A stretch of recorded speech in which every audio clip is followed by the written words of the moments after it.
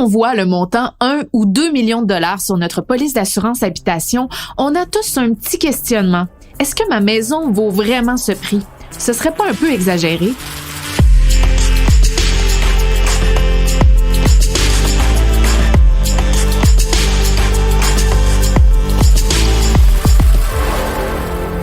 Dans la foulée d'un déménagement ou d'une prise de possession d'une propriété, il y a 1 millier de détails à régler. Souvent, le dossier de l'assurance habitation, on s'en occupe machinalement sans nécessairement s'attarder aux détails et ensuite, on renouvelle notre contrat à chaque année sans trop réfléchir à nos protections et au montant de notre prime. Est-ce que tout correspond encore à nos besoins? Est-ce que notre prime est trop élevée? Et la protection au montant de 1 ou 2 millions de dollars, à quoi sert-elle exactement?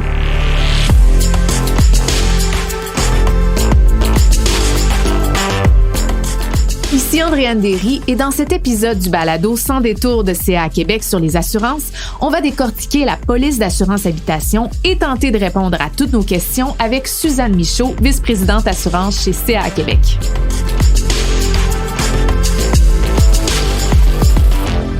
Allô Suzanne. Allô Andréane. Bon, Suzanne, si on commençait par le fameux montant de 1 ou 2 millions de dollars qu'on voit sur la police d'assurance habitation, c'est pas un peu exagéré comme montant? À quoi ça sert exactement?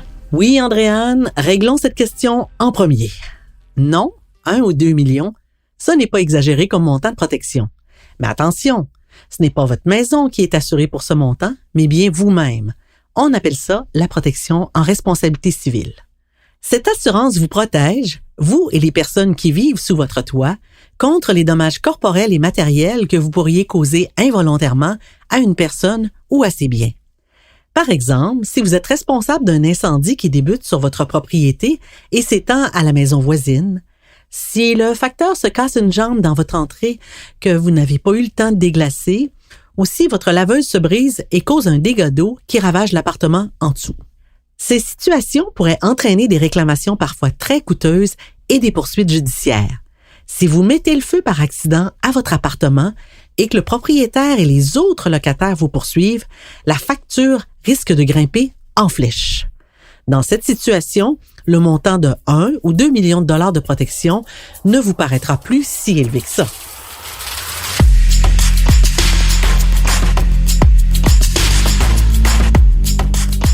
OK, maintenant je comprends la nécessité de cette protection. Mais pour ce qui est du reste de la police d'assurance habitation, Suzanne, comment on fait pour savoir quels sont les montants de protection dont on a besoin?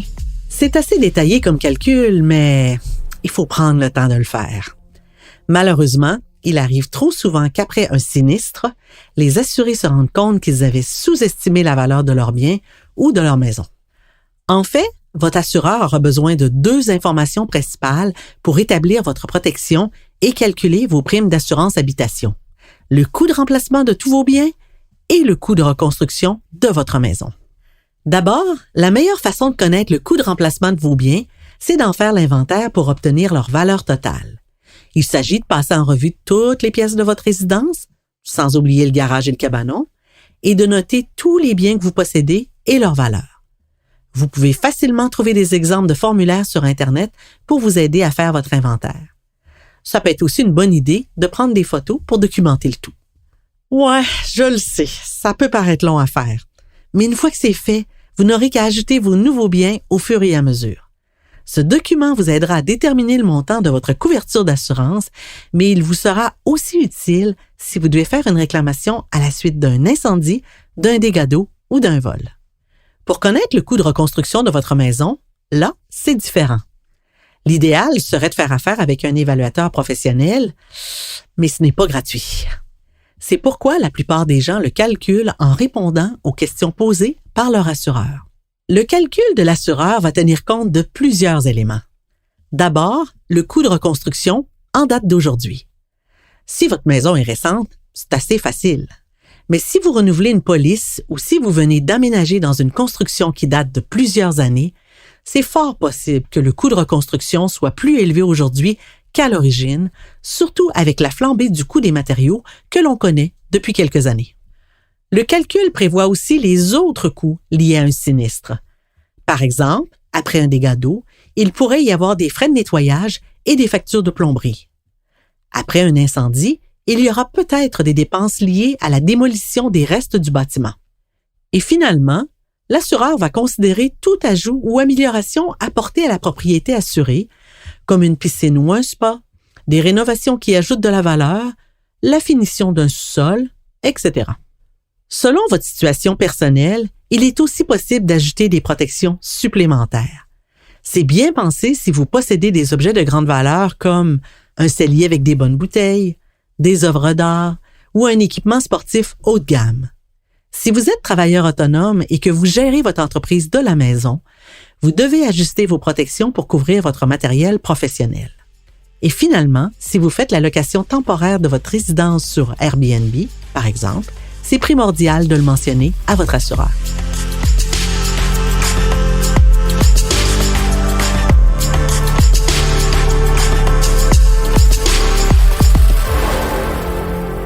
C'est vrai que c'est assez détaillé comme calcul, Suzanne. J'imagine que c'est pas seulement les montants des protections qui vont déterminer le coût de la prime d'assurance habitation. Est-ce qu'il y a d'autres facteurs qui peuvent avoir une influence? Oui, Andréane, le coût d'une prime d'assurance habitation dépend aussi d'autres facteurs. En fait, les assureurs évaluent aussi le niveau de risque, c'est-à-dire la probabilité qu'un sinistre survienne et la gravité des dommages. Parmi les principaux risques évalués, il y a, tout d'abord, la région et le quartier où vous habitez. La prime va varier selon que vous habitez à la campagne ou dans un quartier populaire en ville. L'assureur tiendra compte aussi des autres risques, comme les risques de cambriolage ou d'inondation dans votre secteur. Ensuite, la proximité d'une bande d'incendie et d'une caserne de pompiers. Placée près de votre résidence, cela réduit grandement les risques que les dommages causés par un incendie soient importants. La prime tiendra compte aussi des caractéristiques de la maison, comme sa date de construction, son revêtement extérieur, ses dimensions et la présence de dispositifs de sécurité comme un système d'alarme ou un détecteur de fumée relié à une centrale de surveillance. Un autre facteur important, c'est le type de chauffage que vous utilisez. Selon que c'est au bois, à l'électricité ou au mazout, les risques, donc les primes, vont varier.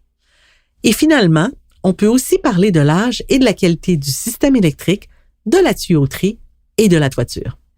Je vous dirais qu'il peut en avoir plus et qu'ils vont varier d'un assureur à l'autre. En fonction de vos réponses, ces éléments vont faire augmenter ou réduire votre prime. Vous pourriez bénéficier de rabais si vous ne fumez pas, si votre résidence est libre de toute hypothèque, si vous n'avez pas de réclamation antérieure ou si vous êtes fidèle à votre assureur. Enfin, en augmentant votre franchise, c'est-à-dire votre part à payer en cas de sinistre, vous pourriez réduire encore votre prime. Évidemment, il faut magasiner et comparer plusieurs soumissions. Et quand on le fait, portez attention à comparer des pommes avec des pommes, comme on dit. Assurez-vous que toutes les protections sont les mêmes d'une soumission à l'autre et que les montants sont équivalents. De cette façon, vous pourrez vraiment comparer les assurances entre elles. Un dernier point. On a beaucoup parlé des assurances habitation pour les propriétaires de maisons, mais si on est propriétaire d'un condo, d'un chalet, ou même si on est locataire, c'est primordial de souscrire une assurance habitation pour vous protéger en cas de pépin.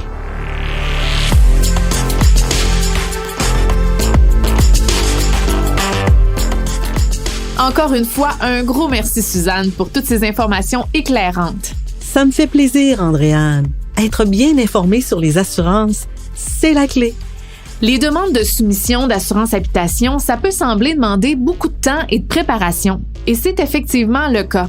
Mais c'est une étape qu'il ne faut pas prendre à la légère parce qu'au bout du compte, vous allez bénéficier d'une protection adéquate.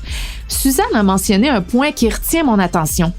Si on décide de louer son condo ou sa maison sur une plateforme comme Airbnb, est-ce qu'on serait couvert si notre propriété était endommagée par une autre personne pendant la période de location?